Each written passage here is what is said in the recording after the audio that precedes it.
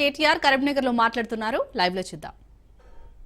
मित्रों, आप सभी लोग मुझे वोट दो, मैं जन धन खाता खुलवाऊंगा, आप सबको 15 लाख धन धन डाल दूंगा.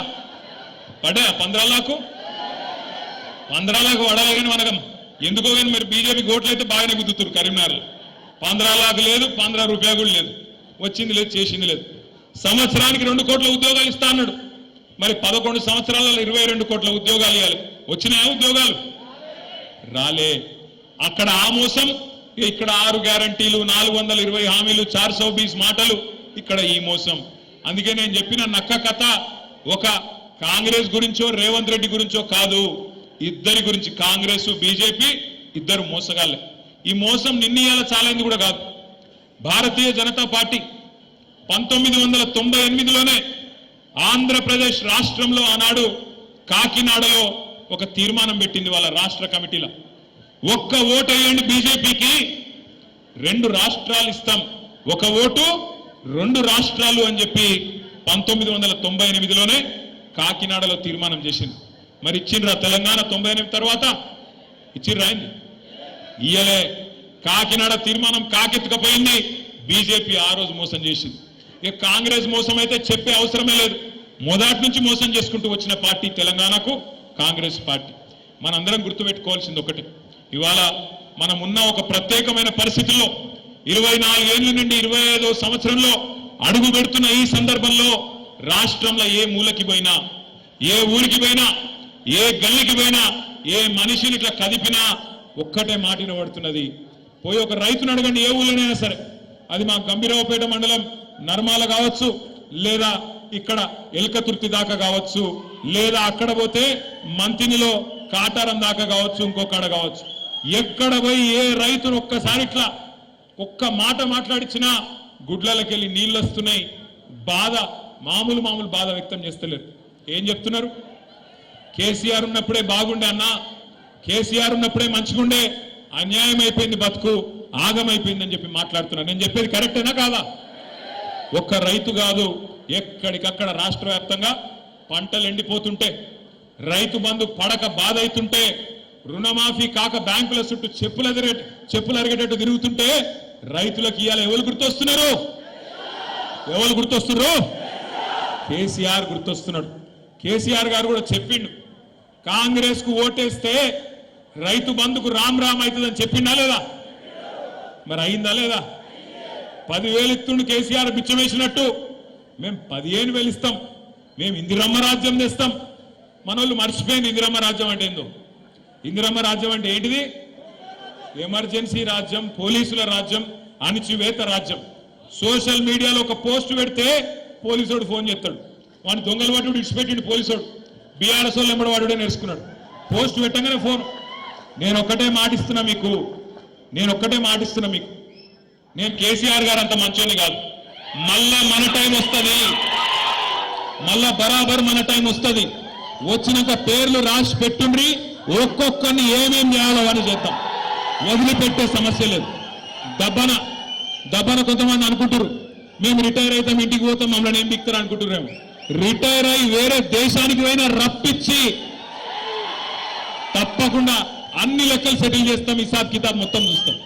గట్ల ఊకునే బాబత్ కాదు. ఇదివరకున్న కథ వేరు, ఇప్పుడున్న కథ వేరు. కానీ ఒకటి మాత్రం వాస్తవం, ఇలా ప్రజలకు ఏ కష్టం వచ్చినా, ఎక్కడ ఏ ఇబ్బంది వచ్చినా గుర్తొస్తున్నది మన నాయకుడు కేసీఆర్. మొన్న నేను చూసిన హైడ్రా పేరు మీద ఒక ఆడబిడ్డ పాపం చెప్పుల దుకాణం నడుపుతున్నది హైదరాబాద్లో నాచారంలో. ఆమె దుకాణాన్ని హైడ్రా వాడు వచ్చి ఆ బుల్డోజర్ అదేదో హిటాచి పెట్టి కొట్టేస్తున్నాడు. అది పెట్టి కొట్టేస్తుంటే ఆమె మొత్తుకుంటున్నది ఆడ నిలబడి, అన్నా కేసీఆర్ అన్నా ఎక్కడున్నావు రా అని. ఆయన చూసిరా లేదా మీరు?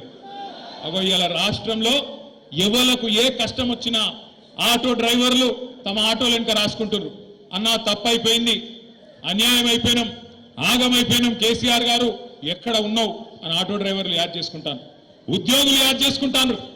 73% జీతం పెంచిండు కేసీఆర్. మమ్మల్ని కడుపులో పెట్టుకొని చూసుకున్నాడు కేసీఆర్. మాకు స్పెషల్ ఇంక్రిమెంట్ ఇచ్చిండు కేసీఆర్.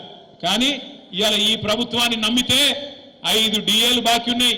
కేసీఆర్ ఇచ్చిన పిఆర్సీ నడుస్తున్నది, ఒకటో తారీఖు జీతం ఇచ్చుడే ఎక్కువ మీకు మీరికెళ్ళి ఏమి ఇవ్వాలని చెప్పి ముఖ్యమంత్రి మాట్లాడే పరిస్థితి. ఇలా మా తమ్ముళ్ళు నిరుద్యోగులు, మా చెల్లెళ్ళు వాళ్ళు యాద్ చేసుకుంటున్నారు. అశోక్ నగర్ నుంచి మాకు మెసేజ్లు పంపిస్తున్నారు. అన్నా తప్పైపోయింది, ఇదివరకు వీళ్ళ మాటలు నమ్మి ఆగమైనం. అశోక్ నగర్ కు రాహుల్ గాంధీ వచ్చి సంవత్సరంలో 2 లక్షల ఉద్యోగాలు ఇస్తా అంటే నమ్మినాం, కానీ మోసం జరిగిందన్నా 16 నెలల 6,000 ఉద్యోగాలు కూడా ఇవ్వలే కాంగ్రెస్ వాళ్ళని చెప్పి వాళ్ళు బాధపడతా ఉన్నారు. ఒక్కరు కాదు, రాష్ట్రంలో ప్రతి మనిషి ప్రతి బిడ్డ ఈరోజు మళ్ళీ తిరిగి ఎలక్షన్లు ఎప్పుడు వస్తాయా, ఎప్పుడెప్పుడు మాకు అవకాశం వస్తుందా, ఎప్పుడెప్పుడు మా సత్తా చూపి గులాబీ జెండా మళ్ళీ ఎగిరేద్దామా అనే ఒక కసి మీద రాష్ట్రం అంతా ఉన్నారు. కమలాకర్ అన్న తప్పు చెప్పిండు. కమలాకర్ అన్న ఇంకా 3.5 ఏళ్ళు ఎట్లా భరించాలి అన్నాడు. 3.5 ఏళ్ళు ఎక్కడుంది, అయిపోయింది. ఆఖరి 6 నెలలు ఎలక్షన్ అయినా 16 నెలలు ఒడిసేపారు. ఇక మిగిలింది ఎంత? 3 ఏళ్ళు. ఆ 3 ఏళ్ళు కూడా ఇప్పుడు ఒక సంవత్సరం మొత్తం సిల్వర్ జూబ్లీ సెలబ్రేషన్ ఉన్నది. ఈ సిల్వర్ జూబ్లీ మొత్తం 25వ సంవత్సరం ఏదైతే మనం జరుపుకోబోతా ఉన్నామో మన రజతోత్సవం, ఆ రజతోత్సవంలో బ్రహ్మాండంగా సంవత్సరం పాటు కార్యక్రమాలు ఉంటాయి.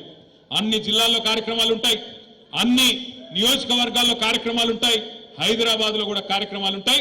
32 జిల్లా పార్టీ ఆఫీసులు ఏవైతున్నాయో అంతటా కూడా చక్కగా తెలంగాణ ఉద్యమం నుంచి మొదలు పెడితే అధికార పార్టీగా మనం సాధించిన విజయాలు, ఉద్యమ పార్టీగా తెలంగాణ ఎట్లా సాధించిండు కేసీఆర్ గారు, అవన్నీ కూడా ఈ తరం పిల్లలకు తెలిసే విధంగా శిక్షణ శిబిరాలు ఉంటాయి.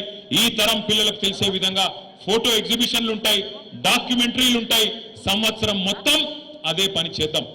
ఏప్రిల్ 27 నాడు వరంగల్లో మరి ఇప్పటిదాకా పెద్దలు చెప్పినట్టు లక్షలాదిగా మనందరం కూడా కదిలిపోవాల్సిన అవసరం ఉన్నది. మీకు నియోజకవర్గాల వారీగా పరిశీలకులు, అబ్జర్వర్లు స్టేట్ పార్టీ నుంచి వస్తారు. తప్పకుండా అందరం సమిష్టిగా పనిచేయాల్సిన అవసరం ఉన్నది. ఏ నియోజకవర్గానికి ఆ నియోజకవర్గం. ఆనాడు తెలంగాణ సాయుధ పోరాటంలో సుద్దాల హనుమంత్ గారు ఒక పాట రాసిండు. బండెనుక బండి గట్టి 16 బండ్లు గట్టి అని చెప్పి పాట రాసిండు. అట్లే ఏ బండి దొరికితే గా బండి వేసుకొని ఎక్కడోళ్ళు అక్కడ మనం ప్రతి గ్రామం నుంచి టీఆర్ఎస్ కార్యకర్త అనే ప్రతి సోదరుడు ప్రతి సోదరి ఖచ్చితంగా ఏప్రిల్ 27 నాడు ఎట్లా దొరికితే గట్లా ఎండు ఉంది కదా సరటి కూడా బయలుదేరదాం నడు అని ఎక్కడికక్కడ జామ్ అవుతుంది. ముందే చెప్తున్నా నేను, ఎక్కడికక్కడ జామ్ అవుతుంది. మళ్ళా వీడికెళ్ళి బయలుదేరి ఆడుకొచ్చి రోడ్డు మీద ఇరుక్కపోయినన్నా సారీ అన్నా అంటే కుదరదు. నిజంగా మీటింగ్కు రావాలంటే ఒక్కరోజు ఎండ తట్టుకోవాలి, జర ముందెళ్ళాలి, టైంకి చేరుకోవాలి ఖచ్చితంగా.